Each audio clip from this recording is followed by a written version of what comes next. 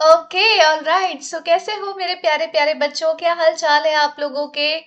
Welcome to सोना Mohini biology. मैं हूँ सोना मोहिनी, आपकी बायोलॉजी एजुकेटर, और आज हम करने जा रहे हैं कंप्लीट इकोलॉजी यूनिट का पूरा पूरा मेगा रिवीजन, जिसमें ये 3 chapters, organisms and population, ecosystem और बायोडाइवर्सिटी एंड कंजर्वेशन, ये तीनों चैप्टर कंप्लीट होगा, और वो भी विद इन 60 मिनट्स, यानी कि 1 घंटे के अंदर हम लोग ये वाला सेशन पूरा पूरा कंप्लीट करेंगे इकोलॉजी का।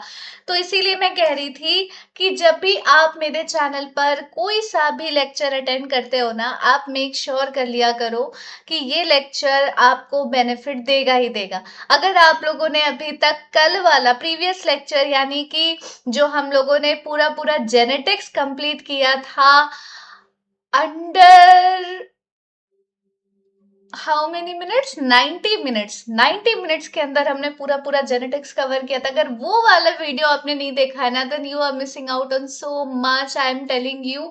क्योंकि उसमें तो मैंने आपको पॉइंटर्स तक बता रखे हैं कि कहाँ कहाँ से क्वेश्चन किस किस लाइन से पूछा जाता है और पूछा जाएगा।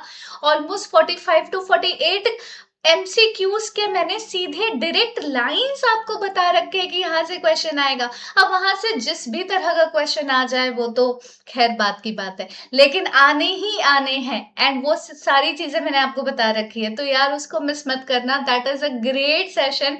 सोचो 90 मिनट्स के अंदर जेनेटिक्स का पार्ट कंप्लीट करना, इट इज नॉट इजी, और मैंने वो करा है। आपको यूट्यूब के अंदर वैसा कोई भी वीडियो नहीं मिलेगा कि 90 मिनट के अंदर, 1.5 घंटे के अंदर कोई पूरी पूरी जेनेटिक्स पढ़ा दे, और ऐसे पढ़ा दे कि आपको, अगर आपने पहले से कुछ पढ़ रखा है तो आपको पूरी तरीके से वो याद हो जाएगा, रिवीजन हो जाएगा। और अगर नहीं भी पढ़ रखा है चैप्टर, तो जहां जहां से मैंने पॉइंटर्स बना रखे हैं कि ये है एमसीक्यू नंबर 31, ठीक है, यहाँ से इतने क्वेश्चंस पूछे जा सकते हैं, वो सब अगर आप सिर्फ वही देख के, वही पढ़ के, वही लाइन को समझ के अगर चले जाते हो, then you are good to go. तो चलो बिना टाइम वेस्ट किए ना हम लोग स्टार्ट करते हैं। पहले तो ये आज का इकोलॉजी का सेशन, एंड अगेन ये वाला session is also going to be lit, क्योंकि देख लो मेरा सेशन है तो अच्छा होगा ही। चलिए शुरू करते हैं हम लोग। ओके, चश्मा पहन लेती हूँ। तो सबसे पहले हम स्टार्ट करेंगे बच्चों ऑर्गेनिजम्स एंड पॉपुलेशन से। बेसिकली ये जो पूरा का पूरा हमारा चैप्टर है, ये पूरा का पूरा जो यूनिट है हमारा, that is ecology. Ecology basically होता क्या है? Interaction between among different organism और उसके जो इन्वायरमेंटल फैक्टर्स होते हैं, basically biotic and abiotic. Biotic और ए बायोटिक, ए बायोटिक में तुम्हारे इन्वायरमेंट आ जाएंगे और ऑर्गेनिज्म हो जाएगा तुम्हारा बायोटिक। तो इन दोनों के बीच का जो इंटरेक्शन है, उसकी जब स्टडी हम करते हैं, दैट इज इकोलॉजी। और वो जो यूनिट होता है, दैट इज योर इकोसिस्टम। ठीक है, ऑर्गेनिज्म जो है अपने इन्वायरमेंट के अकॉर्डिंग अडेप्ट हो जाते हैं ताकि वो सर्वाइव कर सके और रिप्रोडक्शन कर सके। देखो जहां जहां पे मुझे ऐसा लगेगा कि यहाँ से क्वेश्चंस बनते हैं, यहाँ से पीवाईक्यूज आ चुका है, यहाँ से बहुत बार क्वेश्चंस पूछे जा चुके हैं, इस तरह का क्वेश्चन आया, स्टेटमेंट बेस्ड क्वेश्चन आया है, match the column based question आया है, मैं वो सब कुछ आपको बताऊंगी। थ्रू आउट द लेक्चर मैं आपको वो बताऊंगी, और अभी से लेकर अगले 60 मिनट तक आप लोगों को लगेगा कि भाई धुआंधार ऐसी रिवीजन हुई है। नाउ अर्थ का जो रोटेशन है, अर्थ का जो रोटेशन होता है अबाउट इट्स एक्सिस, उससे कुछ ना कुछ चेंजेस आते हैं एनवायरनमेंट में, जिसके वजह से अलग अलग सीजनल वेरिएशन या सीजनल चेंजेस हम लोग देखते हैं। इसी के वजह से अलग अलग तरह के बायोम्स का फॉर्मेशन होता है अर्थ के डिफरेंट ज्योग्राफिकल एरिया में। जैसे कहीं पे डिजर्ट होती है, कहीं पे ग्रासलैंड होता है, कहीं पे एवरग्रीन फॉरेस्ट होता है, कहीं पे डेसिडुअस होता है ना। अलग अलग तरह का बायोम होता है हमारे अर्थ में, due to the rotation of earth about its axis. तो लाइफ जो है वो सिर्फ और सिर्फ फेवरेबल हैबिटेट में ही एग्जिस्ट नहीं करती, जब बल्कि हार्श और एक्सट्रीम कंडीशंस में भी एग्जिस्ट करती है। आप लोग नीट देने वाले हो तो मैं मान के चलती हूँ आपने सारा ही चैप्टर पढ़ा है, आपने पूरा पूरा सिलेबस पढ़ रखा है, आपने ये भी पढ़ा है कि कैसे बायोलॉजिकल क्लासिफिकेशन में हम लोगों ने मोनेरा में देखा कि Archie bacteria also thrive thrive and survive in the extreme of condition. In fact वो उसी एक्सट्रीमिटी पर ही जिंदा रह सकते हैं, अदरवाइज नॉर्मल कंडीशन उनके लिए बनी ही नहीं है। तो वही चीज है, एनवायरमेंट जो है ऑर्गेनिज्म का एनवायरमेंट वो दो पार्ट्स में डिवाइडेड होता है, एक हो गया एबायोटिक फैक्टर, एक हो गया बायोटिक फैक्टर। तो अब इसमें हम लोग देखेंगे कि कौन कौन से फैक्टर्स है टोटल, ठीक है। तो सबसे पहले हम बात करते हैं पॉपुलेशन की, जो आपके सिलेबस में है। सीधी सीधी सी बात होगी, यहाँ पर पॉपुलेशन के ऊपर क्वेश्चन पूछा जाता है। एमसीक्यू नंबर 1 यहाँ पर मार्क कर देते हैं कि अब से एमसीक्यूज का जो मार्किंग का सिलसिला है वो शुरू होता चला जाएगा। तो पॉपुलेशन क्या है कि कुछ इंडिविजुअल होंगे जो कि सेम स्पीशीज को बिलोंग करेंगे। सेम स्पीशीज के जो इंडिविजुअल्स हैं वो एक ज्योग्राफिकल एरिया में रहते हैं और सिमिलर रिसोर्सेज शेयर करते हैं, आपस में इंटरब्रीडिंग करते हैं, तो हम बोलेंगे उसे population of a certain species. अब पॉपुलेशन के कुछ एट्रीब्यूट होते हैं बच्चों। क्या एट्रीब्यूट होते हैं कि वो पॉपुलेशन हुई कैसे, वो पॉपुलेशन का क्या बेसिस है, दैट इज द एट्रीब्यूट। तो हम देखेंगे कि पॉपुलेशन के कुछ एट्रीब्यूट्स हैं, वो एट्रीब्यूट्स जो एक सिंगल इंडिविजुअल का नहीं हो सकता, वो पॉपुलेशन में ही हो सकता है। जैसे कि birth rate per capita birth है ना, death rate per capita death, per capita means कि एक सर्टेन टाइम पीरियड के अंदर, ठीक है। उसके बाद सेक्स रेशियो है, उसके बाद एज डिस्ट्रीब्यूशन है ना। अच्छा, व्हाट इज बर्थ रेट, कि कितना बर्थ हुआ है, कितना नंबर ऑफ बर्थ हुआ है एक गिवन टाइम पीरियड के अंदर एक पॉपुलेशन में। जैसे कि अगर पहले 100 लोगों की पॉपुलेशन थी, 8 लोग और पैदा हो गए, तो हम 8/100 करेंगे और तब जाके इसका जो रिजल्ट आएगा that will be the birth rate per capita births. Okay, same goes for death rate also. फिर आ जाते हैं सेक्स रेशियो। ऑब्वियस सी बात है, मेल इज टू फीमेल का क्या रेशियो है, number of male is to female का रेशियो क्या है एक पॉपुलेशन में, उसी को डिटरमाइन किया जाता है बाय सेक्स रेशियो। फिर आता है एज डिस्ट्रीब्यूशन।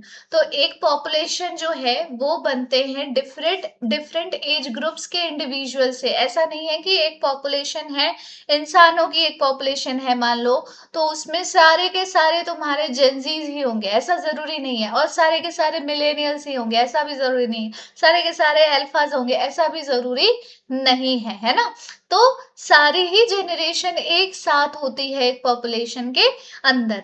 तो एज डिस्ट्रीब्यूशन का जब हम प्लॉट बनाते हैं फॉर अ गिवन पॉपुलेशन, तो जो जिस तरीके से उसे रिप्रेजेंट किया जाता है उसे बोला जाता है एज पिरामिड, उसे बोला जाता है एज पिरामिड।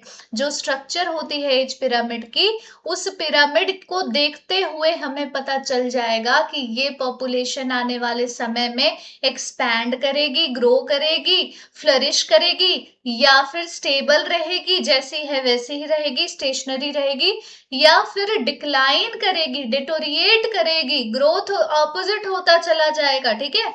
तो ये डिटरमाइन करती है ग्रोथ स्टेटस एक पॉपुलेशन क्या, कि क्या वो ग्रो कर रही है, स्टेबल है या डिक्लाइनिंग है।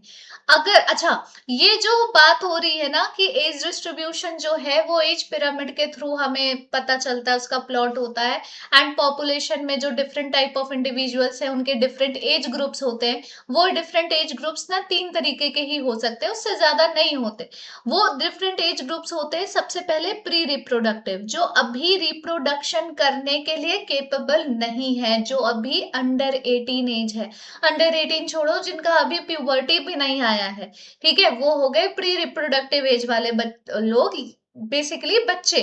और फिर आता है रिप्रोडक्टिव एज ग्रुप वाले इंडिविजुअल्स, यानी कि वो इंडिविजुअल्स जो एक्टिवली रिप्रोडक्शन का प्रोसेस कर सकते हैं, बच्चे पैदा कर सकते हैं, they can give rise to their offsprings, उनको हम रिप्रोडक्टिव एज ग्रुप में डाल देंगे। और फिर लास्ट में आता है post reproductive age group. Post reproductive age groups में बेसिकली वो इंडिविजुअल्स आते हैं जिन्होंने रिप्रोडक्शन करने के बाद अब जाकर they have ceased the process, मतलब अब उनकी बॉडी जो है, अब they are no more capable of producing their own child, ठीक है, वो अपना खुद का बच्चा पैदा नहीं कर सकते, वो इतने बूढ़े हो चुके हैं, इतने इनकेपेबल हो चुके हैं।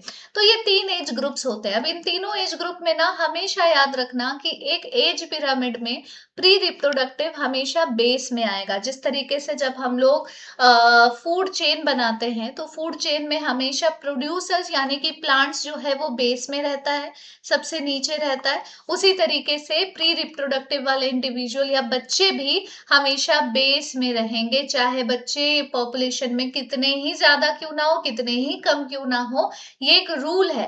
और फिर प्री रिप्रोडक्टिव के ऊपर रिप्रोडक्टिव एज ग्रुप के इंडिविजुअल्स और रिप्रोडक्टिव के ऊपर पोस्ट रिप्रोडक्टिव एज ग्रुप के इंडिविजुअल्स लाई करेंगे। और तब जाकर जिस तरह की भी पिरामिड बनेगी, अगर इस तरह की पिरामिड बन रही है बिल्कुल ट्रायंगल, तो समझ जाओ कि वो मतलब वो जो एज डिस्ट्रीब्यूशन है या वो जो पॉपुलेशन है वो एक्सपैंड कर रही है आने वाले टाइम में।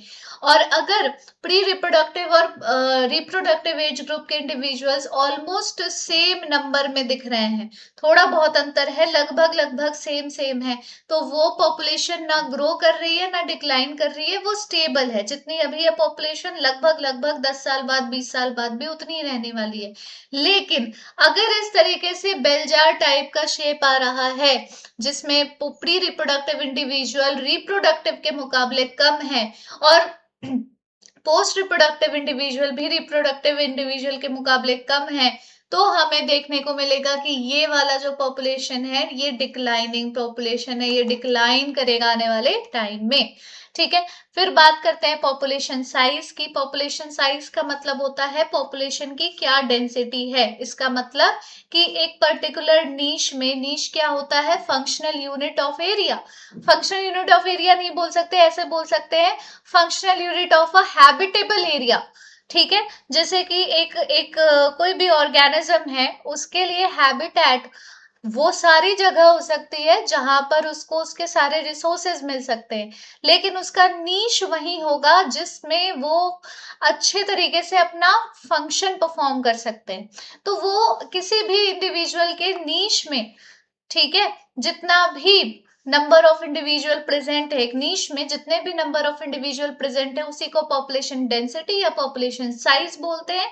एन कैपिटल एन से रिफर करते हैं। ठीक है, अगर पॉपुलेशन ह्यूज है तो रिलेटिव डेंसिटी जो मेजर होगी वो, मतलब रिलेटिव डेंसिटी मेजर होगी instead of absolute density whose measure is time consuming. अब इसको मैं थोड़ा सा और इलैबोरेट करके समझाने की कोशिश करती हूँ कि जैसे फॉर एग्जाम्पल बहुत बड़ा तालाब है, बहुत बड़ा तालाब, ठीक है, इतना बड़ा है कि नाव से उस तालाब में घूमना पड़ेगा तब जाकर, मतलब उसके चक्कर लगा पाओगे, इतना बड़ा है। अब अगर उस पॉन्ड में जो मछुआरे मछली पकड़ रहे हैं उनसे पूछा जाए कि इस तालाब में कितनी मछलियां होंगी, तो क्या वो एब्सोल्यूट नंबर बता पाएंगे कि इस पॉन्ड में लगभग 2 लाख मछलियां हैं? ऐसा तो नहीं बोल पाएंगे, क्योंकि कोई नहीं जानता, एब्सोल्यूट नंबर पता लगाना इतने बड़े एरिया के पॉन्ड में पॉसिबल नहीं है। तो हम क्या करेंगे, रिलेटिव डेंसिटी निकालेंगे, रिलेटिव नंबर ऑफ फिशेस निकालेंगे। और वो कैसे निकालेंगे, एक नेट लेंगे, फिशिंग नेट, ठीक है, जिसे मछली पकड़ा जाता है, और उसे फैलाएंगे और फिर कैप्चर कर लेंगे सारी मछलियों को। अब उस फिशिंग नेट का एरिया जितना भी था, उस एरिया के अंदर जितनी भी मछलियां पकड़ाई, उसके बेसिस पर हम निकालेंगे मैथमेटिकल कैलकुलेशन करके कि अगर इतने एरिया में इतनी मछलियां हैं तो इस पूरे पॉन्ड के एरिया में कितनी मछलियां होंगी। यूनिटरी मेथड यूज करके हम लोग ऐसा निकाल लेंगे। ठीक है, तो इसी को कहते हैं रिलेटिव डेंसिटी। इसी को हम कहते हैं relative density, which is a measure of a population, जहां पे पॉपुलेशन बहुत ह्यूज होती है। एब्सोल्यूट डेंसिटी तो कहीं निकल सकता है जहां पर आप पॉपुलेशन में इंडिविजुअल नंबर्स को काउंट कर सकते हो। ठीक है, चलिए अब आते हैं हम लोग पॉपुलेशन ग्रोथ में। तो एक पॉपुलेशन की जो साइज है बच्चों, वो चेंज होती रहती है, डिपेंड करता है कि फूड की अवेलेबिलिटी कितनी है, प्रिडेशन का प्रेशर कितना है। प्रिडेशन प्रेशर मतलब क्या हो गया कि शिकार जो है वो क्या कहते हैं, अपने शिकारी को कितना ज्यादा मारने के फिराक में है, वेदर कंडीशंस वहां के क्या क्या है, क्योंकि देखो हम तो इंसान है, हमारे पास बहुत सारी सुख सुविधाएं, और अगर नहीं भी है तो वो हम प्रोवाइड कर लेंगे, we are the most developed ones, है ना, in terms of species, in terms of mental development and physical development. लेकिन बाकी के जितने भी ऑर्गेनिजम्स हैं इस दुनिया में, अगर मौसम खराब हो जाती है तो उनका कोई घर नहीं होता, उनका कोई छत नहीं होता, उनके जो भी हैबिटेट होता है, जो भी नीश होता है, उसमें जो भी घर वो खुद से बनाते हैं, that is not very much developed, ठीक है, वो आराम से जो है वेदर, पुअर वेदर कंडीशंस के वजह से खराब हो सकता है, ठीक है। तो ये सारी चीजें भी एक आइडिया देती है कि एक पॉपुलेशन ग्रो कर रहा है या डिक्लाइन कर रहा है, मतलब बेसिकली खाना मिल रहा है कि नहीं, प्रीडेशन प्रेशर है कि नहीं, वेदर कंडीशन अच्छा है कि नहीं, ये सारी चीजें भी इंपॉर्टेंट रोल प्ले करती है पॉपुलेशन की ग्रोथ के लिए। अब कुछ और रीजंस है, basic basic reasons for increase और डिक्रीज इन पॉपुलेशन। अब इसमें सबसे पहले आ जाता है नेटैलिटी। नेटैलिटी का मतलब है कि कितने नंबर ऑफ बर्ड्स हुए हैं during a given period in a given population. एक पॉपुलेशन के अंदर एक समय के अंदर कितने बच्चे पैदा हुए हैं, कितने नंबर ऑफ बर्ड्स हुए हैं, ठीक है, दैट इज योर नेटैलिटी। फिर आता है मोर्टेलिटी। मोर्टेलिटी का मतलब बेसिकली डेथ रेट ही है, ठीक है, नंबर ऑफ डेथ कितने हुए एक सर्टेन टाइम पीरियड के अंदर एक गिवन पॉपुलेशन में, दैट इज द मोर्टेलिटी। उसके बाद है इमिग्रेशन। इमिग्रेशन में number of individuals of same species who have come into the habitat from elsewhere during a given period, ठीक है, जो दूसरे जगह से अपने जगह पर, अपनी हैबिटेट पर एंटर करे हैं। इनसाइड, आई से इमिग्रेशन, आई से इनसाइड, ऐसे करके याद रखना, ठीक है, अपनी पॉपुलेशन के अंदर आने वाले लोग। फिर आता है एमिग्रेशन, ई से एमिग्रेशन, ई से एग्जिट, वर्ड याद रखना, ठीक है। तो जितने भी स्पीशीज, सेम स्पीशीज के इंडिविजुअल्स अपना हैबिटेट छोड़कर दूसरी जगह चले गए, माइग्रेट कर गए at during a given period of time, हम उसे कहेंगे एमिग्रेशन। अब ये भी बहुत ज्यादा इंपॉर्टेंट रोल प्ले करता है पॉपुलेशन ग्रोथ में।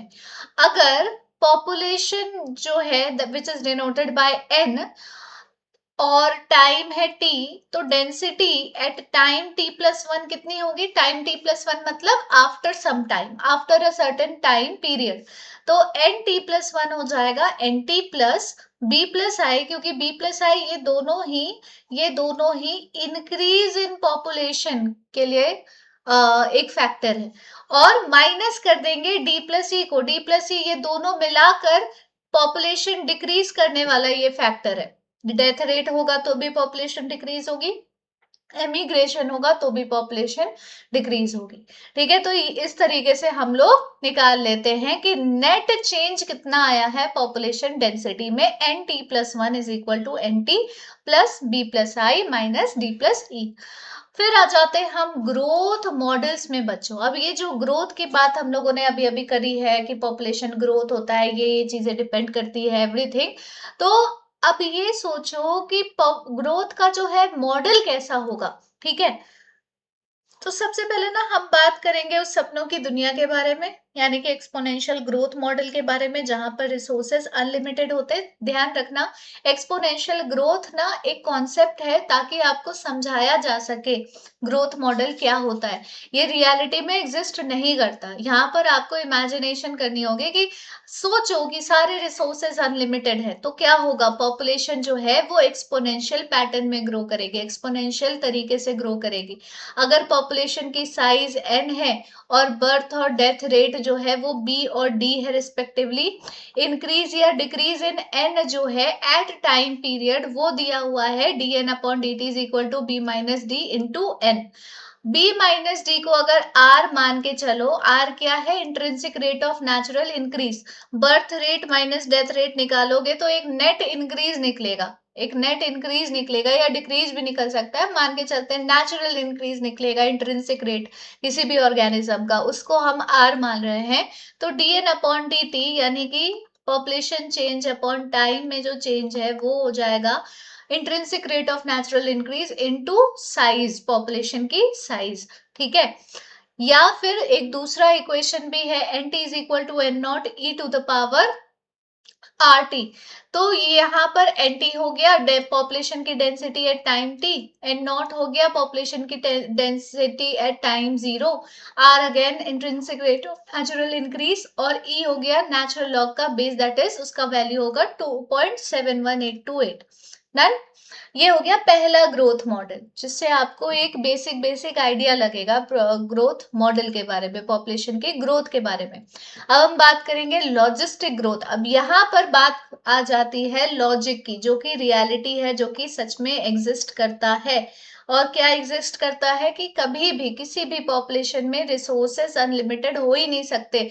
Resources will always be limited, resources will always be limited. ठीक है, क्वेश्चंस को अगर हम मार्क करें बच्चों, एमसीक्यू 1 यहाँ पर था, एमसीक्यू नंबर 2, एक सेकेंड, एमसीक्यू नंबर 2 आपके यहां से आ सकता है, आपके पिरामिड में से एक क्वेश्चन पूछा जा सकता है। ठीक है, पॉपुलेशन ग्रोथ और उसके जो डिपेंडेंस है ना, वहां से एक और क्वेश्चन पूछा जा सकता है। एमसीक्यू नंबर 3 मैं यहाँ पर मार्क कर रही हूँ। इस वाले फॉर्मूला पर अकेले कई बार क्वेश्चंस पूछे जा चुके हैं। एमसीक्यू नंबर 4 मैं यहाँ पर मार्क कर रही हूँ। ठीक है, देन लॉजिस्टिक ग्रोथ आ जाता है बच्चों। तो जब रिसोर्सेज लिमिटेड होते हैं ना, तो इंडिविजुअल्स जो हैं एक पॉपुलेशन में, उनको पता है कि भैया खाना पीना सारे रिसोर्सेज कम है और हम लोगों की संख्या ज्यादा है, हम लोग ज्यादा है इन नंबर। तो उनके बीच में आ जाता है कंपटीशन। जैसे कि नीट एग्जाम में इतने लाखों बच्चे, लाइक 24-25 लाख बच्चे एग्जाम देने वाले हैं और लगभग हजारों की संख्या में होंगे सीट्स। तो बहुत ही टफ, बहुत ही तगड़ा कंपटीशन है बच्चों के बीच में। ठीक है, जहां पर बात सर्वाइवल ऑफ द फिटेस्ट की आ जाती है, जो शुरू से रैंक 1 से लेके रैंक फ्यू थाउजेंड्स तक में आ जाएंगे, उनको बढ़िया सा कॉलेज मिलेगा। ठीक है, बहुत ज्यादा रैंक अगर आ गई है तो वो मैनेजमेंट कोटा से एडमिशन ले पाएंगे। अगेन मैनेजमेंट कोटा यानी कि खूब सारा पैसा देना पड़ेगा, तो अगेन वो रिसोर्स ही है। या तो आप फिट हो सबसे ज्यादा, ठीक है, या तो आप सबसे ज्यादा ब्रिलियंट बच्चे हो, या तो आपके पास कोई ना कोई ऐसी रिसोर्स बहुत ज्यादा है जिसके वजह से आपका हो जाएगा। तो when the resources are limited leading to competition between individuals and survival of the fittest, तब जाके population जो है वो एक लॉजिस्टिक मैनर में ग्रो करता है, जहां पर बात आ जाती है लिमिटेड रिसोर्सेज की, जहां पे बात आ जाती है सर्वाइवल ऑफ द फिटेस्ट की, जहां पर बात आ जाती है कंपटीशन की। ऐसे जगहों पर जो ग्रोथ है वो कभी भी एक्सपोनेंशियल हो ही नहीं सकती है, it will always be logistic. ठीक है, इस तरह के ग्रोथ में शुरुआत में इनिशियल लैग फेज आता है। ठीक है, शुरुआत में इनिशियल लैग फेज आता है, उसके बाद एक्सेलरेशन का फेज आता है, या डिसलरेशन का भी फेज आ सकता है, और फाइनली एसिम्प्टोट आ जाएगा और वो कैरिंग कैपेसिटी को रीच कर जाएगा। कैरिंग कैपेसिटी अब क्या चीज है? Maximum number of individual that mother nature can carry in a given population in a given area, उसी को कैरिंग कैपेसिटी कहते हैं। ठीक है, अब ये नहीं है कि एक 100 स्क्वायर किलोमीटर के अंदर करोड़ों से करोड़ों लोगों को एकदम मतलब ठूस दिया जाए, ऐसे लोग सरवाइव नहीं कर सकते। समझ में आ रही बात? When n in a relation to t is plotted, यानी पॉपुलेशन साइज को अगर टाइम से प्लॉट किया जाएगा तो हमें एक सिग्मोइड कर्व मिलेगा, उसी को हम वर्लोस पर लॉजिस्टिक ग्रोथ इक्वेशन बोलते हैं। देखो, इस इक्वेशन से आपका एक और क्वेश्चन बन जाएगा बच्चों, क्वेश्चन एमसीक्यू नंबर 5 मैं यहाँ पर मार्क कर रही हूँ। डायरेक्ट आपके इसमें से क्वेश्चन बनते हैं। और कैसे क्वेश्चन बनते हैं पता है? कुछ नहीं पूछता, सिर्फ और सिर्फ आपसे पूछ लेता है कि इसमें से ना कौन सा इक्वेशन सही है। मैं सच बता रही हूँ, बहुत सारे ऐसे क्वेश्चंस हैं जिसमें कहीं कहीं पे के की जगह एन, एन की जगह के ऐसा दिया होगा। ठीक है, D N upon D T की जगह D T upon D N लिया होगा, ऐसे करके ऑप्शन दिए रहेंगे आपको कंफ्यूज करने के लिए। लेकिन आपको सिर्फ और सिर्फ ये याद रखना है, D N upon D T is equal to R N K minus N upon K. Carrying capacity से आप पॉपुलेशन साइज को माइनस करते हो, क्योंकि कैरिंग कैपेसिटी हमेशा बड़ा होगा। It is a maximum of the individuals that can be carried by the nature, और तब आप पॉपुलेशन साइज को माइनस करोगे, अपॉन कैरिंग कैपेसिटी करोगे कि इतना जो है अभी अब उसके ये कैरिंग कैपेसिटी है और उसमें से अभी इतने पॉपुलेशन की हालत है। ठीक है, तो पॉपुलेशन एन हो गया population density at time, T R हो गया intrinsic rate of natural increase, और के हो गया कैरिंग कैपेसिटी। अब यहाँ पर आपको एक सिग्मोइड कर्व मिलेगा। ये जो सिग्मोइड कर्व या एस शेप का कर्व है, this belongs to your logistic growth model, logistic growth model. और ये जो आपको बिल्कुल ऐसे सीधी सी लाइन दिख रही है ना, ये है तुम्हारा एक्सपोनेंशियल ग्रोथ मॉडल, जो अभी थोड़ी देर पहले तुम लोगों ने पढ़ा है। फिर आ जाते हैं हम लाइफ हिस्ट्री वेरिएशंस पे बच्चों। पॉपुलेशन जो है वो इंक्रीज होती है, ठीक है, increase the reproductive fitness in order to survive better. तो अगर किसी भी पॉपुलेशन में इंडिविजुअल का रिप्रोडक्टिव फिटनेस अगर इंक्रीज हो रहा है तो वो ज्यादा अच्छे से सरवाइव कर पाएगा। इसी को डार्विनियन फिटनेस भी बोलते हैं, यानी कि हाई आर की value, intrinsic rate of natural increase की वैल्यू ज्यादा है। अब जैसे फॉर एग्जाम्पल बच्चों, कुछ ट्रेंड ऐसे हैं कि कुछ ऑर्गेनिजम्स ना सिर्फ अपनी पूरी जिंदगी में एक ही बार ब्रीडिंग कर पाते हैं, जैसे सालमन, बैम्बू, है ना। तो इसके वजह से वो बहुत ही वल्नरेबल हो जाते हैं, क्योंकि एक ही बार अगर ब्रीड करेंगे तो उनकी आर वैल्यू हाई नहीं होगी। ठीक है, कुछ जो है सम ब्रीड मेनी टाइम्स, जैसे बर्ड्स और मैमल्स हैं, ये बहुत बार ब्रीड करते हैं अपने पूरे लाइफ टाइम में। Some produce large number of small sized offspring, तो अपना इंट्रिंसिक रेट बढ़ाने के लिए बड़े नंबर में छोटे छोटे साइज के ऑफस्प्रिंग्स प्रोड्यूस करते हैं, जैसे कि ओयस्टर्स हैं, छोटे छोटे छोटे छोटे उनके अंडे होंगे, ठीक है, और लार्ज नंबर में प्रोड्यूस होंगे। वहीं कुछ ऐसे भी ऑर्गेनिजम्स होते हैं जो ज्यादा बच्चे नहीं प्रोड्यूस कर रहे हैं, लेकिन जितने भी कर रहे हैं वो लार्ज साइज के ऑफस्प्रिंग्स है, ताकि उनका जो मोर्टेलिटी है, रेट है मोर्टेलिटी का, वो कम से कम हो। ठीक है, बर्ड्स और मैमल्स आ जाते हैं। तो इस तरीके से हमें पता चलता है कि different type of individuals try and manage कि उनका आर का वैल्यू ज्यादा से ज्यादा बना रहे, डार्विनियन फिटनेस बनी रहे। चलो फिर आ जाते हैं हम लोग पॉपुलेशन इंटरेक्शन में। अच्छा, यहाँ से अगेन तुम्हारा एक और एमसीक्यू पूछा जा सकता है कि क्या होता है डार्विनियन फिटनेस। डार्विनियन फिटनेस और नॉर्मल डार्विनियन थ्योरी के बीच में क्या डिफरेंस है, ऐसा कोई क्वेश्चन पूछा जा सकता है। आते हैं हम लोग पॉपुलेशन इंटरैक्शन में बच्चों। तो एक जो नेचुरल हैबिटेट होती है ना, उसमें बहुत सारे ऑर्गेनिजम्स एक साथ रह रहे होते हैं, और उसमें ऑर्गेनिजम्स एक दूसरे के साथ इंटरैक्ट भी करते हैं, कम्युनिकेट भी करते हैं। जैसे कि प्लांट्स जो हैं वो इंसेक्ट पर डिपेंडेंट है पॉलिनेशन के लिए, कुछ इंसेक्ट्स भी हैं जो प्लांट पर डिपेंडेंट है अपने एग्स को ले करने के लिए, and so on. There are many species, many different individuals those who are dependent on each other for their survival. ठीक है, इंटरस्पेसिफिक इंटरैक्शंस ऐसी इंटरैक्शंस होती हैं दो डिफरेंट स्पीशीज के बीच में, जिसमें जिसमें ये एक साथ रहकर ही अपना अपना सर्वाइवल डिपेंड करा रही होती हैं। तो दे कैन बी इधर बेनिफिशियल और हार्मफुल टू वन और बोथ पार्टनर। ठीक है, तो ऐसा जो इंटरैक्शन है, ऐसी जो डिपेंडेंस है, ऐसा जो एक साथ रहने का जो कम्युनिकेशन है, ये हो सकता है दोनों के लिए बेनिफिशियल हो सकता है एक के लिए बेनिफिशियल एक के लिए हार्मफुल और हो सकता है कि दोनों के लिए हार्मफुल हो। ये मतलब किसी भी तरह का इंटरेक्शन हो सकता है। सबसे पहले हम बात करेंगे प्रीडेशन की। प्रीडेशन मतलब क्या होता है, शिकार शिकारी के बीच का जो इंटरस्पेसिफिक रिलेशनशिप होगा वो। ठीक है, तो प्रीडेटर हमेशा बेनिफिशियल रहेगा, बेनिफिशियरी रहेगा प्रीडेटर, शिकारी हमेशा फायदे में रहेगा, और शिकार जो है जिसका शिकार होता आ रहा है वो हमेशा नुकसान में रहेगा। यानी एनर्जी का ट्रांसफर होगा to the next higher trophic level, और एक एक बैलेंस बना रहेगा इकोसिस्टम में। प्लांट्स के लिए हर्बीवोर्स जो है वो प्रीडेटर होते हैं, जबकि कुछ प्लांट्स जो हैं वो सेकेंडरी मेटाबोलाइट प्रोड्यूस करके थॉर्न्स और पॉइजनस केमिकल्स का डेवलपमेंट करके प्रीडेटर को ही मार भगाते हैं, प्रीडेटर को ही मार भगाते हैं। अगर आपने देखा होगा बहुत सारे ऐसे हर्बीवोर्स हैं जो प्लांट पर फीड करते हैं, है ना। हम उन हर्बीवोर्स को कार्निवोर से कम जालिम समझते हैं, बट कहाँ कम जालिम है, वो भी तो प्लांट को खा रहे हैं, वो भी तो प्लांट के लिए एक प्रेडेटर ही कहला रहे हैं। तो यहाँ इस दुनिया में कोई जालिम नहीं होता, कोई बहुत खराब नहीं होता और कोई बहुत ज्यादा अच्छा भी नहीं होता। ठीक है, सिमिलरली एनिमल्स भी कैमोफ्लाज करेंगे ताकि वो खुद को बचा सके अपने प्रेडेटर से, अपने शिकार से, शिकारी से।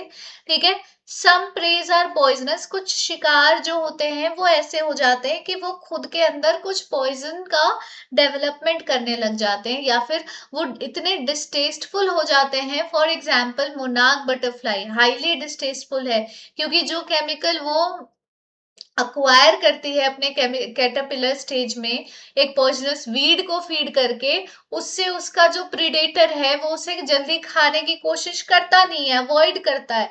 कहता है अरे यार इतना खराब खाना कौन खाएगा, है ना। जैसे कि हम करेला अवॉइड करते हैं, बहुत लोगों को करेला वैसे तो पसंद है, लेकिन हम लोग मान लो अवॉइड करते हैं।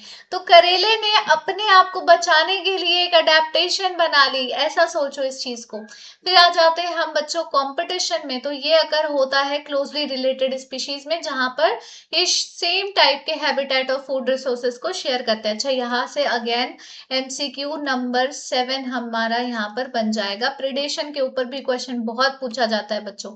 ठीक है, कंपटीशन अगर होना है तो रिसोर्सेज लिमिटेड होनी चाहिए, स्कार्सिटी होनी चाहिए, है ना। और जरूरी नहीं है कि कंपटीशन हमेशा दो सेम स्पीशीज के बीच में ही होगा, कभी कभी ऐसा होता है कि एक स्पीशीज की फिटनेस जो है वो दूसरे स्पीशीज के फिटनेस से थोड़ी कम है, जिसके वजह से survival of the fittest ultimately होता है।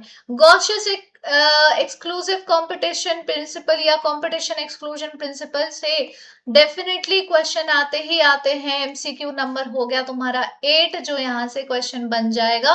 इसका मतलब है कि दो क्लोजली रिलेटेड स्पीशीज जो सेम रिसोर्सेस के लिए आपस में compete कर रहे हैं, वो एक साथ को एग्जिस्ट कभी कर ही नहीं सकते। उन दोनों में से जो भी थोड़ा सा भी अगर कॉम्पिटिटिवली इंफीरियर है, वो आने वाले टाइम में एलिमिनेट हो जाएगा। यही कहलाता है गॉशियस का कॉम्पिटिटिव एक्सक्लूजन प्रिंसिपल।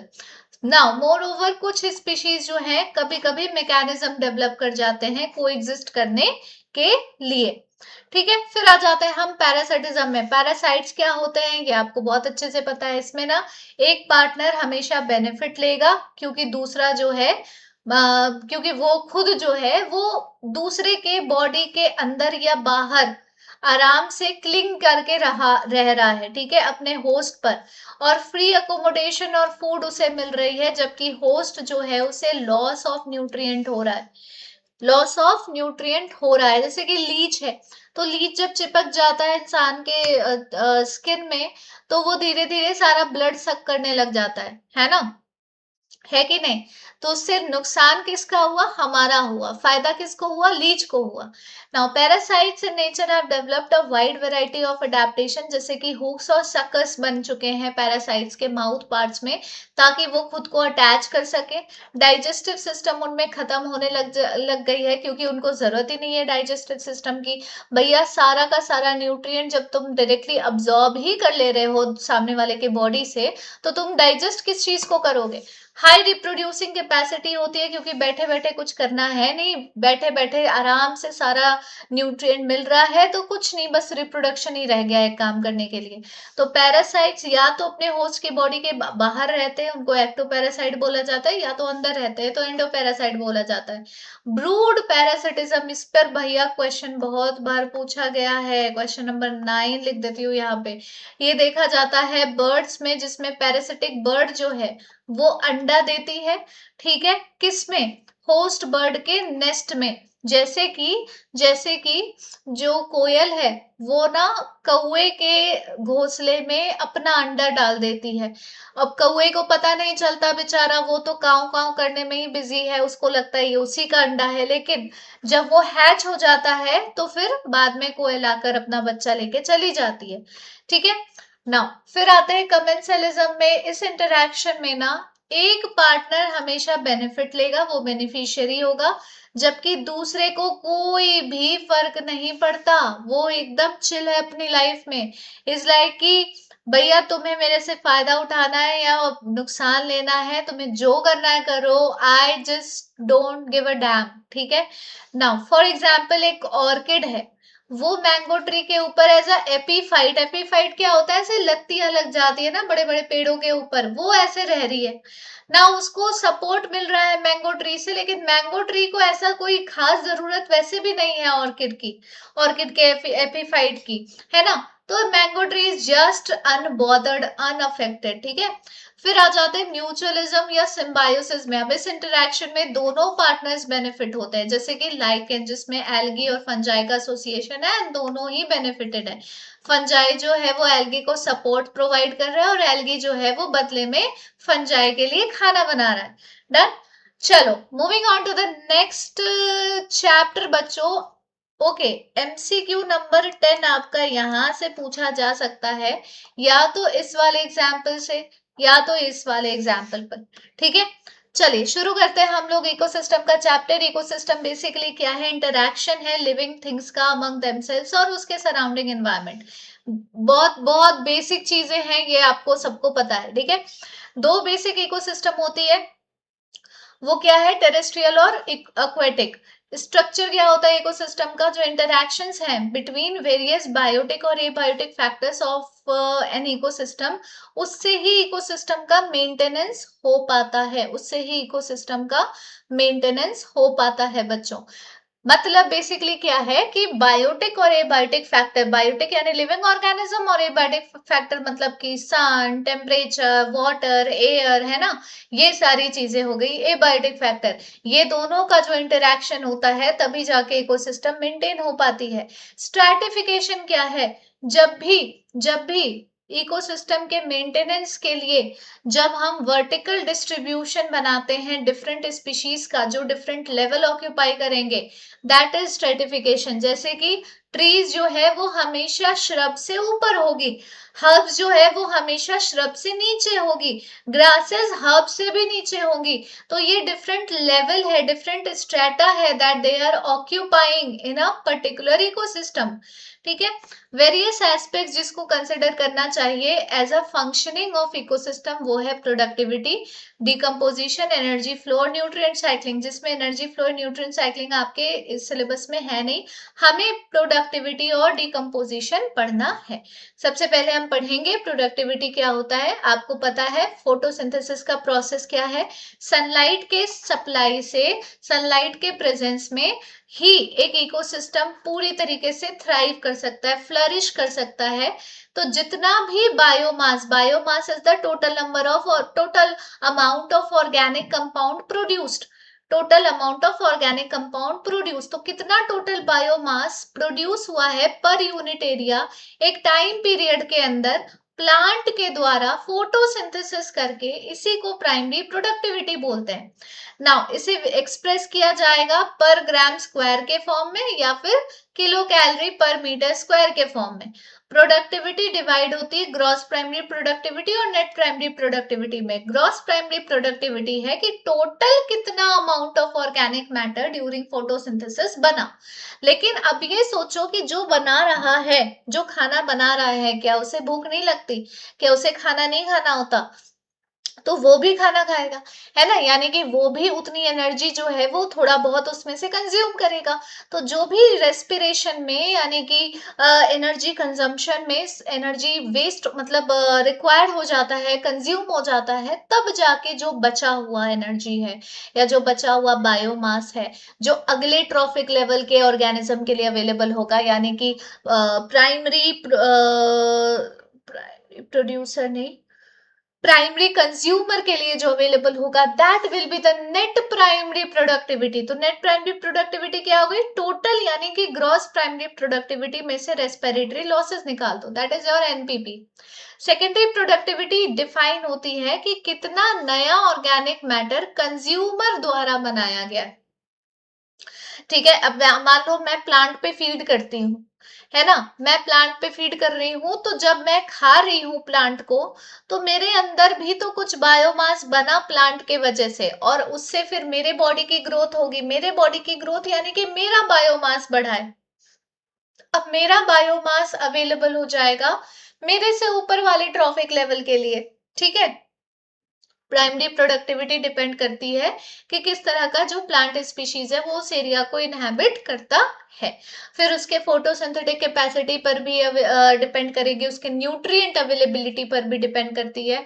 तो ऐसा देखा जाता है कि जो एनुअल नेट प्रोडक्टिविटी है पूरे बायोस्फीयर की, पूरा जो हमारा ग्लोब है, वो लगभग 170 billion tons of organic matter है।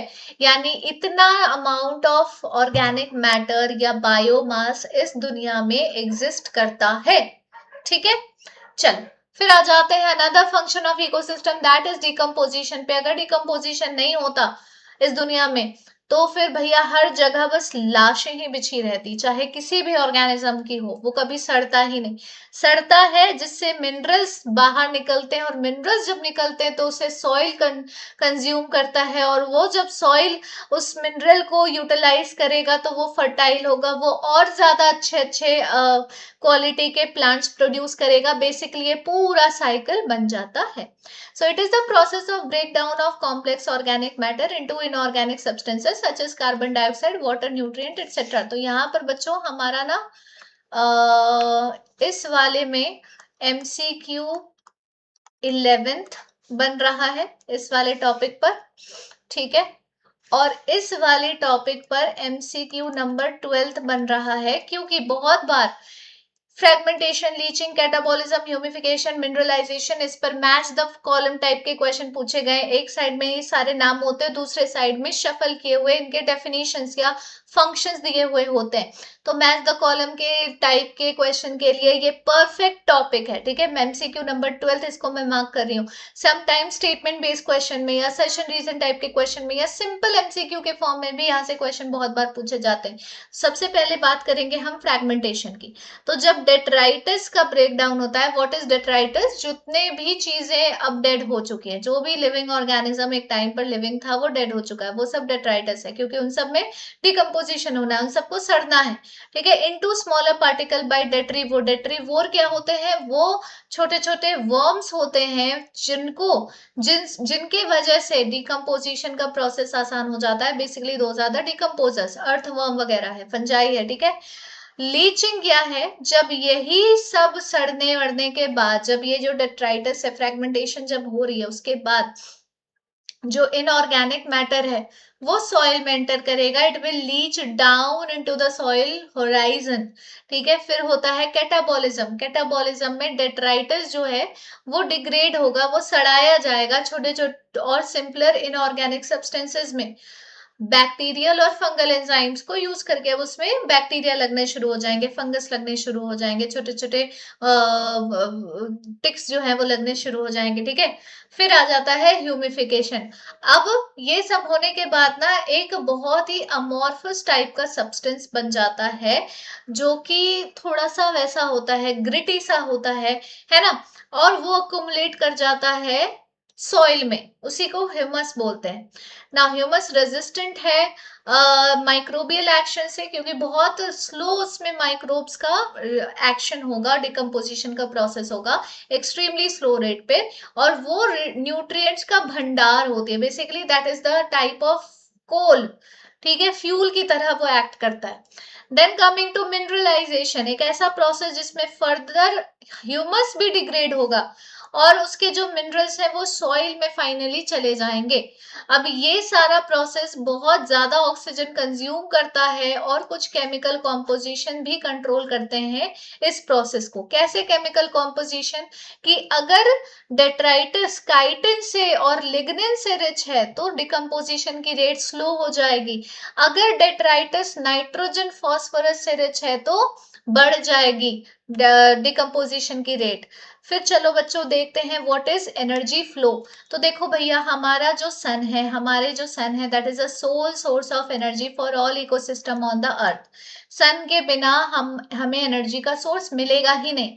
प्लांट और जो बाकी के फोटोसिंथेटिक ऑर्गेनिजम्स हैं वो सन का जो टोटल सोलर रेडिएशन आ रहा है ना, उसका 50% ही यूटिलाइज कर पाते हैं। ठीक है, और उसी को पार बोला जाता है, known as photosynthetically active radiation.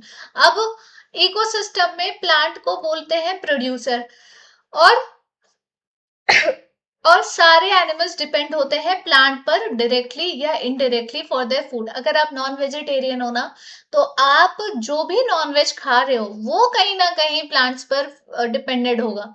और अगर आप वेजिटेरियन हो तो आप डायरेक्टली डिपेंडेंट हो प्लांट को, प्लांट पे फीड करने के लिए। तो दैट मीन्स कि प्लांट ही है major producers, so they are known as consumers और हेट्रोट्रॉफ। कौन कहलाते हैं कंज्यूमर या हेट्रोट्रॉफ? जो एनिमल्स होते हैं। नाउ कंज्यूमर भी अलग अलग होते हैं। एक होता है प्राइमरी कंज्यूमर जो तुरंत प्रोड्यूसर के बाद पाया जाता है, that is also known as herbivore. फिर होता है सेकेंडरी कंज्यूमर, हर्बीवोर को खाने वाला है सेकेंडरी कंज्यूमर यानी कि प्राइमरी कार्निवोर। प्राइमरी कार्निवोर को खाने वाला है secondary carnivore, that is tertiary consumer.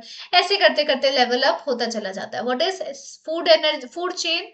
तो जो एनर्जी फ्लो हो रही है among the various constituent animals, उसी को हम फूड चेन कहते हैं। एक चेन है, एक सीरीज है जिसमें an organism eats another organism and then gets eaten by another one.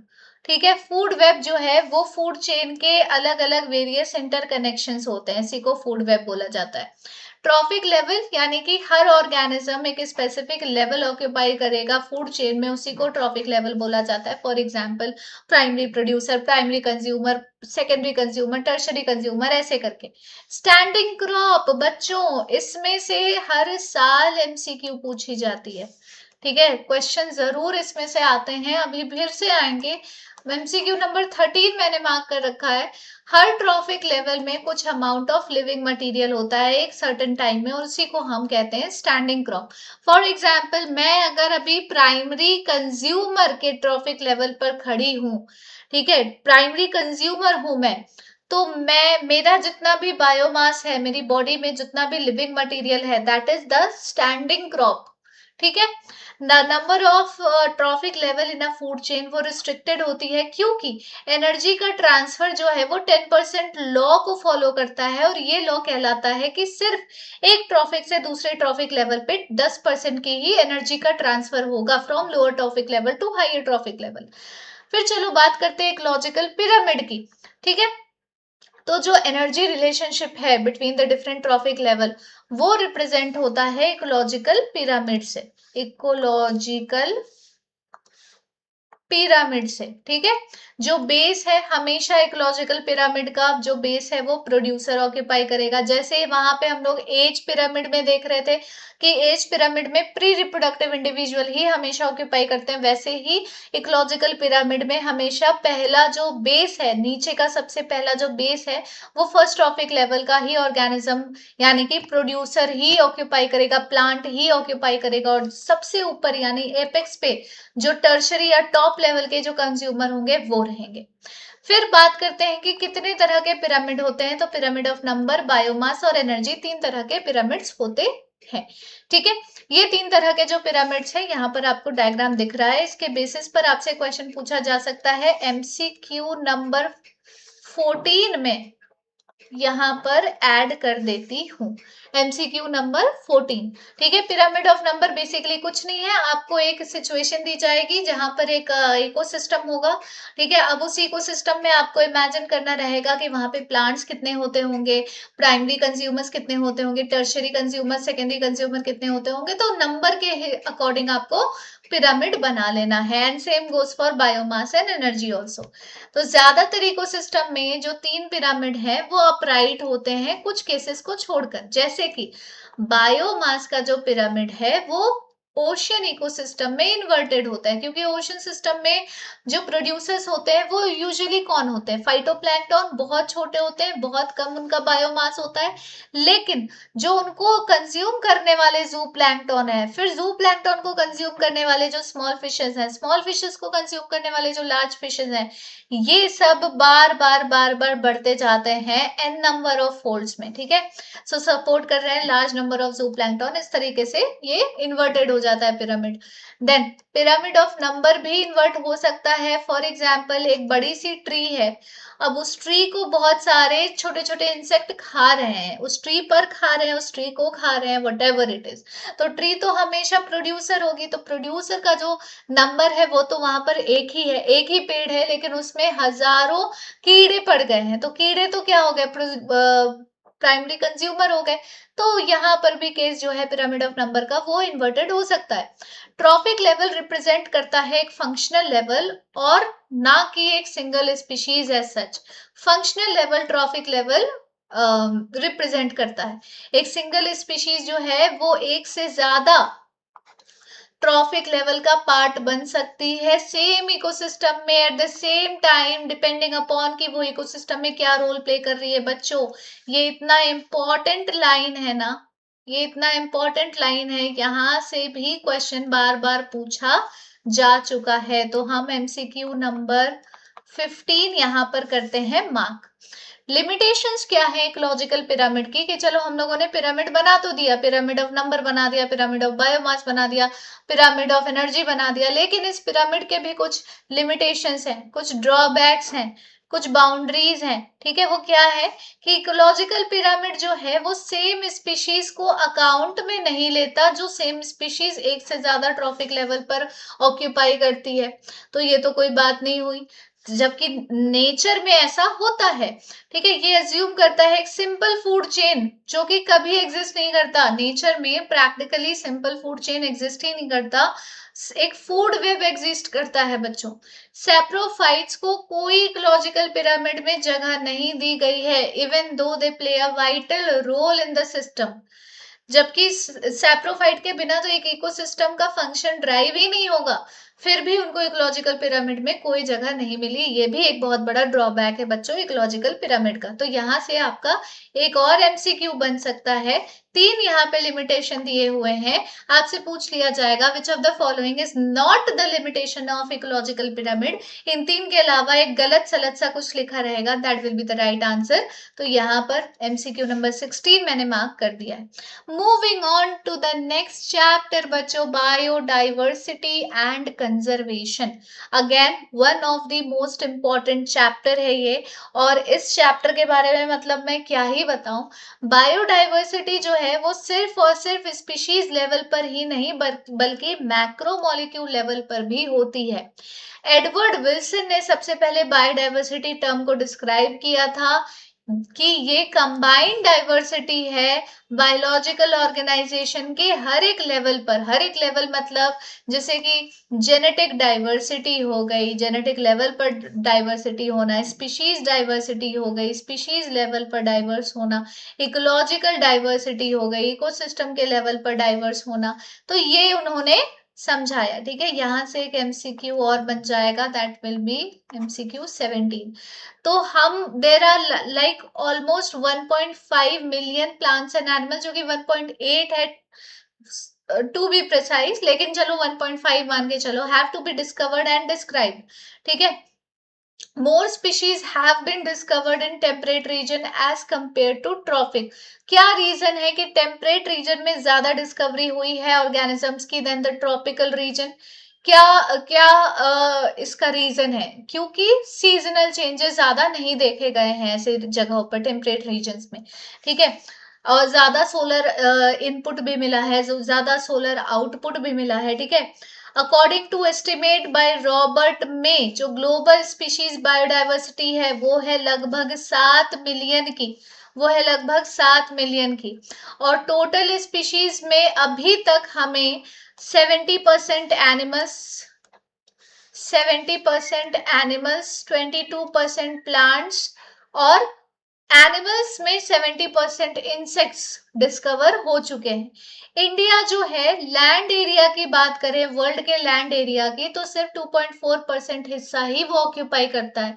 लेकिन अगर टोटल स्पीशीज की बात करें, स्पीशीज की डाइवर्सिटी की बात करें, तो वो 8.1% का रिकॉर्ड बनाकर रखा हुआ है। ठीक है, रॉबर्ट मे के एस्टिमेट के अकॉर्डिंग 78% ऑफ द बायोडाइवर्सिटी अभी भी डिस्कवर नहीं हुई है, जिसका डिस्कवर होना अभी बाकी है बच्चों। इंडिया की बायोडाइवर्सिटी फिगर को अप्लाई करते हुए there is still a scope कि हम लगभग 1 लाख स्पीशीज प्लांट के और 3 लाख स्पीशीज एनिमल के डिस्कवर कर सकते हैं अभी भी। क्या पैटर्न्स है बायोडाइवर्सिटी के, क्या पैटर्न्स रहे हैं, एक बार फटाफट से इसको भी देख लेते हैं।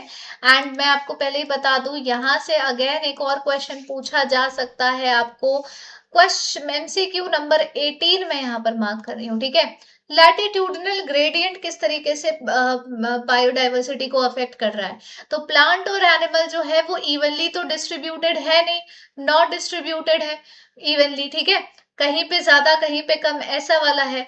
तो हमें जो एक पैटर्न देखने को मिला वो ये है कि जैसे जैसे हम इक्वेटर से पोल की तरफ चलते जाते हैं, वैसे वैसे लिविंग फॉर्म्स जो है वो डिक्रीज होती दिखती है। जितने ज्यादा इक्वेटर के आसपास के रीजन्स में हमें स्पीशीज रिचनेस देखने को मिलेगी, उतनी ट्रॉपिकल रीजन्स में नहीं है। ठीक है, ट्रॉपिकल रीजन्स में नहीं है, पोलर रीजन्स में नहीं है। A huge amount of plant and animals are concentrated in the tropical region because of the following reason. Tropical region में क्यों इतने ज्यादा कॉन्सेंट्रेटेड हैं, क्यों? क्योंकि वो लेस सीजनल है।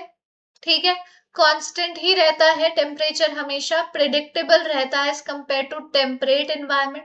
ठीक है, टेम्परेट में कभी भी सीजनल सीजन जो है वो चेंजेस देखने को मिलते हैं, बहुत अनप्रिडिक्टेबल सा टेम्परेचर होता है वहां पे।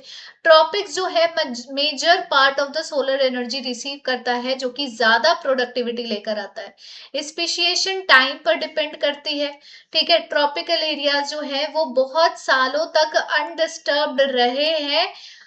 टेम्परेट रीजन किनारे किनारे से जो है ड्रिफ्ट होते चले गए, कॉन्टिनेंटल ड्रिफ्ट होती चली गई, जिसके वजह से ग्लेशिएशंस हुए हैं पास्ट में कई बार, है ना। फिर आ जाते हैं स्पीशीज एरिया रिलेशनशिप में बच्चों, अगेन बहुत बहुत ज्यादा important topic from ecology unit. Alexander von Humboldt ने ऑब्जर्व किया कि द बायोडाइवर्सिटी इंक्रीज होती है जैसे जैसे हम एक अनएक्सप्लोर्ड एरिया को और ज्यादा एक्सप्लोर करते जाते हैं, लेकिन वो भी एक लिमिटेड टाइम तक ही होती है। इस रिलेशनशिप को उन्होंने कैसे रिप्रेजेंट किया था, log s is equal to log c plus Z log a, जहां पर s is equal to species richness, a जो है वो एरिया है, z जो है वो स्लोप ऑफ लाइन है, और c जो है वो y इंटरसेप्ट है। अब z की जो वैल्यू है वो लगभग 0.1 से 0.2 के बीच आती है स्मॉलर एरियाज में। ठीक है, जबकि लार्ज एरियाज या लार्ज कॉन्टिनेंट्स में आपको 0.6 से 1.2 का वैल्यू भी देखने को मिलेगा। क्या इंपॉर्टेंस है बायोडाइवर्सिटी की और लॉस कैसे हुआ है बायोडाइवर्सिटी का, अब ये देखते हैं। कोई एग्जैक्ट आंसर नहीं है, लेकिन हमें इतना पता है कि जो एक सिस्टम है ना जिसमें ज्यादा बायोडाइवर्सिटी होती है, वो हमेशा ज्यादा स्टेबल होती है, हमेशा उसमें ज्यादा प्रोडक्टिविटी देखने को मिलती है। तो इन द लॉन्ग रन जो बायोडाइवर्सिटी है वो ओवरऑल इकोसिस्टम के हेल्थ से रिलेटेड है, डायरेक्टली प्रोपोर्शनल है। एंड ह्यूमंस कितना सरवाइव कर पाएंगे अर्थ पे, ये उस पर भी डिपेंड करता है। मतलब ये भी डिपेंड करता है उस चीज पर। एक स्टेबल कम्युनिटी के क्या क्या कैरेक्टरिस्टिक्स हो सकते हैं कि ज्यादा प्रोडक्टिविटी में वेरिएशन नहीं दिखना चाहिए, ईयर टू ईयर वेरिएशन ज्यादा नहीं होना चाहिए, हल्का फुल्का हुआ तो हुआ, बट प्रिडिक्टेबल प्रोडक्टिविटी होनी चाहिए कि इस साल इतनी प्रोडक्टिविटी हुई है, अगले साल भी इतनी ही होगी, ज्यादा चेंज नहीं आएगा। या तो वो रेजिस्टेंट हो या तो वो रेजिलियंट हो ओकेशनल डिस्टर्बेंसेस से, जो थोड़े थोड़े टाइम पे थोड़ा बहुत जो डिस्टर्बेंस आ रहा है वो उससे रेजिस्टेंट या रेजिलियंट होने चाहिए। Resistant to invasion by alien species, चाहे कोई भी आ जाए, हम अपना जगह नहीं छोड़ेंगे, ना छोड़ने देंगे, ऐसा वाला जो जिद होता है वो होना चाहिए उनमें। फिर बात करें अगर हम लोग लॉस ऑफ बायोडाइवर्सिटी की, तो एंथ्रोपोजेनिक एक्टिविटीज यानी ह्यूमन एक्टिविटीज के वजह से नेचुरल वेल्थ जो है बहुत तेजी से खत्म होता जा रहा है। और लास्ट 20 इयर्स में हम लोगों ने लगभग 27 स्पीशीज को खो दिया हमेशा के लिए, वो एक्सटिंक्ट हो गए। और कुछ के कॉजेज हैं, सबसे पहला हैबिटेट लॉस एंड फ्रैगमेंटेशन, कि किसी का घर ही उजड़ जाए, किसी का हैबिटेट का ही डिस्ट्रक्शन हो जाए ह्यूमन एक्टिविटीज के वजह से, जैसे डिफॉरेस्टेशन हो गया, पोल्यूशन बढ़ना हो गया, ठीक है, इससे बहुत सारे प्लांट और एनिमल्स के घर तबाह हो गए। फिर आ जाते हैं ओवर एक्सप्लॉयटेशन में, कि ह्यूमंस जो है अपने लालच, अपने ग्रीड के वजह से एक्सप्लॉयटेशन नेचुरल रिसोर्सेस का बढ़ाते जा रहे हैं, उसे खत्म करते जा रहे हैं, अंदर से खोखला करते जा रहे हैं, और अलग अलग इंपॉर्टेंट स्पीशीज के एंडेंजरमेंट का ये एक रीजन बनते जा रहे हैं। एग्जाम्पल्स टेलर सी काउ, ठीक है, पैसेंजर पिजन, ये सब एक्सटिंक्ट हो गए बिकॉज ह्यूमंस का एक्सप्लॉयटेशन नहीं रुका। फिर बात करें हम लोग एलियन स्पीशीज इन्वेजन की, तो अगर कोई अनइंटेंशनली किसी के हैबिटेट में आकर उस पर कब्जा जमा ले, या जानबूझकर डेलिबरेटली आकर दूसरे के हैबिटेट पर अपना कब्जा जमा ले, इसी को बोला जाता है एलियन स्पीशीज का इन्वेजन, जिसके वजह से वहां की इंडिजिनस स्पीशीज यानी कि नेटिव स्पीशीज जो है उनका नंबर कम होने लग जाता है। यहां से बच्चों आपका एक एमसीक्यू जरूर से जरूर आएगा, ठीक है। और वो एमसीक्यू नंबर, पहले तो यहाँ पे एमसीक्यू 19, क्योंकि कई बार ये वाला इक्वेशन पूछा गया है बच्चों, कई बार, ठीक है। फिर यहाँ पर एमसीक्यू नंबर 20 मैंने यहाँ पर मार्क कर दिया है, नाइल पर्च जिसे लेक विक्टोरिया में इंट्रोड्यूस किया गया था, उसके वजह से मोर देन 200 स्पीशीज चिचलिड फिश की एक्सटिंक्ट हो गई। फिर जो अगला है वो है को एक्सटिंक्शन, यानी कि कभी कभी दो ऑर्गेनिज्म एक दूसरे के बिना ना सरवाइव नहीं कर सकते, दोनों को एक दूसरे का होना जरूरी है, दोनों के लिए एक दूसरे का होना जरूरी है, ताकि वो दोनों एक दूसरे को सरवाइव करने में हेल्प कर सके when they are dependent on each other. तो अगर एक मरेगा, एक खत्म होगा, तो दूसरा ऑटोमेटिकली एक्सटिंक्ट हो जाएगा, ठीक है।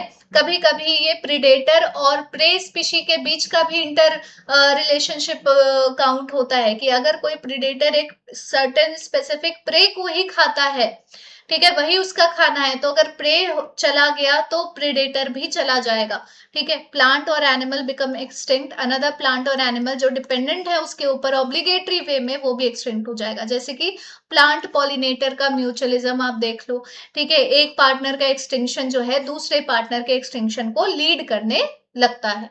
फिर बात करते हैं हम लोग बायोडाइवर्सिटी के कंजर्वेशन की। क्यों जरूरी है कंजर्वेशन?